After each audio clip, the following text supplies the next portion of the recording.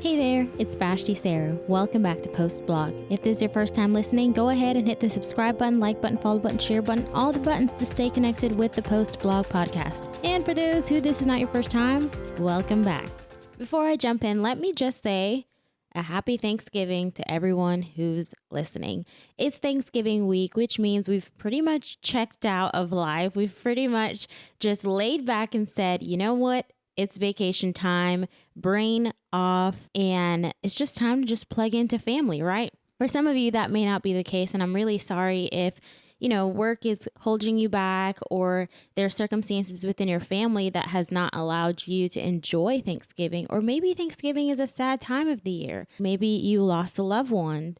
Maybe Thanksgiving brings up harsh things from your past, and I get that. It's hard to be thankful, but I challenge you this Thanksgiving 2021, after we've gone through quite the past year or 2 years, be thankful. Find one thing to be thankful for. So today I want to talk about how disposable we are. And I know that's quite a bit of a sucky topic to talk about right before Thanksgiving, but bear with me because it's not a doomsday, oh my goodness, you're disposable, I'm sorry, there's no hope in life kind of topic. It's more challenging you to be the best version of yourself. And that's pretty much all of my podcast episodes, or majority of them. I do want to encourage people to be the best version they can possibly be, that whenever they leave this earth, they leave behind a legacy, they leave behind truth and character trait, a history that is memorable. And that history doesn't need to be posted all over media, or that history doesn't need to be recorded within a book, but that history could be remembered by at least one person. So that's what I want to talk about today, how disposable we are and how to combat being disposable, or not necessarily combat it, but what challenges being disposable. So many of us, especially for those who grew up Christian, you grew up knowing or understanding, or at least being told that your talent is the best thing that you have. Your parents grew up telling you, oh, fine arts. For those of you who do not know what fine arts is, just look it up. Type in Google, Assemblies of God Fine Arts, and you'll see all the things. But you grew up learning, if you can sing, if you can play the guitar, if you can play the drums, if you can do all these glorious things on stage, you are it. You have talent, you can preach, you can do this, you can do that, and the list goes on. And then we have all these cocky Christians growing up today, and I will include myself in that, because I had that attitude once where it's, oh yeah, I can do this. Yeah, it's just me that can do that. And then you take that attitude to your workplace. And then we wonder why people shun or reject Christians. And it's because we grew up being told you are indisposable. You have talent. And once you have talent, you are it. And it's sad. It's honestly sad. And that's not a knock on parents. Like, y'all did a phenomenal job. A lot of parents are just doing their absolute best. But we grow up with this mindset, especially as Christians, thinking if you can do this, then you are it and you are indisposable. But let me tell you something. A lot of us living today are not truly living. We hold on to our talents. We have a tight grasp on our title at our workplace, or we have a tight grasp or a tight grip on the accomplishes that we've made in life. And we've told ourselves we are it because we have done this. And we think that only we can do that certain thing. And let me tell you, as much as you think you are the only one who can do what you can do, I promise you there's someone else who can do it just as good or better.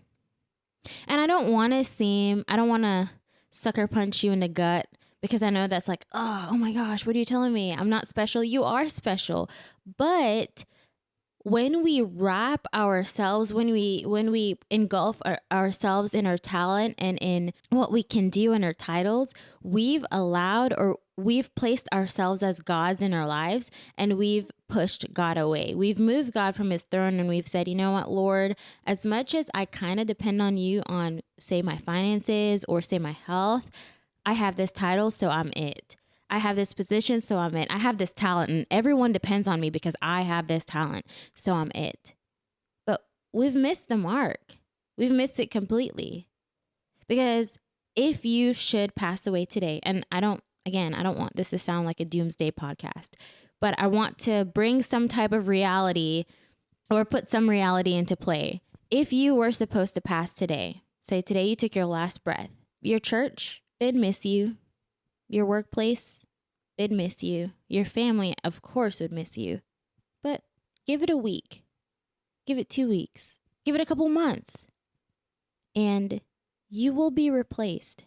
Yes, people will say, oh, I miss how they led worship, or I miss how this one preached, or I miss them in the workplace. They always got the job done. But I promise you, you will be replaced. I realized that after moving jobs a couple years ago, that as much as I loved my job and as much as I was on top of everything and everyone's like, Vashti, you are so good at what you do. Oh my gosh, if you ever leave, we're gonna struggle without you. And then when I left, I was like, oh, y'all ain't struggling. I thought y'all would struggle without me. And that's when I realized, Vashti, you are disposable. As much as you are unique in who you are disposable. You place your talent, you place the title, and you grasp onto that title, and you were that title. You allow the title to be you rather than you be the title. My mom always told me growing up, whenever we went shopping, Vashti, whenever you buy clothes, don't let the clothes be you. You be the clothes. You wear it. Don't let the clothes wear you. And that's that whole concept of be the best version of you can possibly be. Don't allow something else to be you. Otherwise, when that thing is removed, who are you? Now let's jump into being indisposable, because we can be indisposable. And I figured this out not too long ago, because I realized if a part of us can be disposable, what part of us can truly live? What part of us can truly live on? And that is our legacy. The touch points we've placed in our life, the history that we leave behind, that is indisposable. Your talents, we can find someone else that can do it. Your title, we can find someone else to fill that position. But what you leave behind, the memories that you leave behind, the points in life where you have impacted someone, that is indisposable. And impacting can be both negative and positive. So when living with purpose, doing what matters in alignment with one's values and belief, when living with purpose becomes your focus, you become indisposable. Yes, you will pass away someday. We all have a timeline before us. So in the timeline that you've been given, be indisposable. Live with perspective, live with hope, live with purpose, live with an attitude that focuses on impacting lives. Not so that when you pass away at your funeral, 20 people can say, yeah, he was such a great person. He impacted my life. Because then we're still putting ourselves as gods. But when we live indisposable, when we live with purpose, we allow others to be your focus. We shift the title, we shift the talents, we shift the what we can do out of the picture. We move that out of the picture completely. As important as those things are, we move those out of the pictures and we say people is what matter.